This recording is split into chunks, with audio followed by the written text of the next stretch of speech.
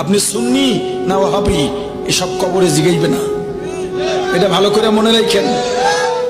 এই এলাকায় অনেক ফেরকা আছে, আমাকে শুনাইছে না। এবার শোনেন, বানসারামপুর এক মাহফিলে গিয়েছিলাম, গিয়া শুনি এখানে সব রসুল নূরের তৈরি না মাটির তৈরি, এইটা নিয়ে পুরা গ্যাঞ্জাম। আমারে একজন সাধারণ মানুষ মহব্বত করে, তাদেরকে বুঝাইয়া শুনাইয়া, আমার অনেক আগের বয়ান আছে যে রাসূলের একটা জীবনী আছে পুরো বয়ানে, ওইটা তাদেরকে শুনাইছে। তারা মনে করছে আমাদের দলের লোক, তারা আমার দাওয়াত দিছে। আমি তো বেশিরভাগ সময় পাঁচ কলিটুকু পড়ি, তা আমি তো ওইভাবে গেছি। এখন সবাই দেখি অন্যভাবে তাকায়, আমার দিকে এমনি তাকায় এমনি তাকায়। ব্যাপারটা কি?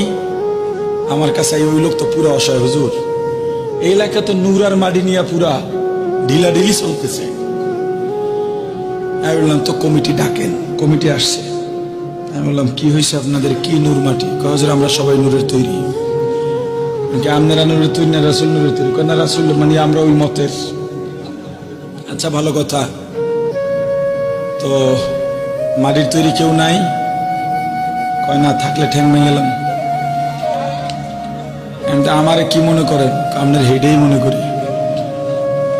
বয়ানের সুযোগ কি দেবেন? কয় দাওয়াত দিছি, বয়ান করবেন না, কিন্তু তেরা বয়ান করেন না, ঠিকঠাক মতো বুঝতে বয়ান করেন। আমি অনেক আগে এই বরুড়ার কোনো একটা এলাকায়, এলাকার নাম মনে নাই, একটা মাদ্রাসা আছে, তখনকার মোহতামিমের নাম ছিল আব্দুল কুদ্দুস, এতটুকু মনে আছে, কোন একটা এলাকায়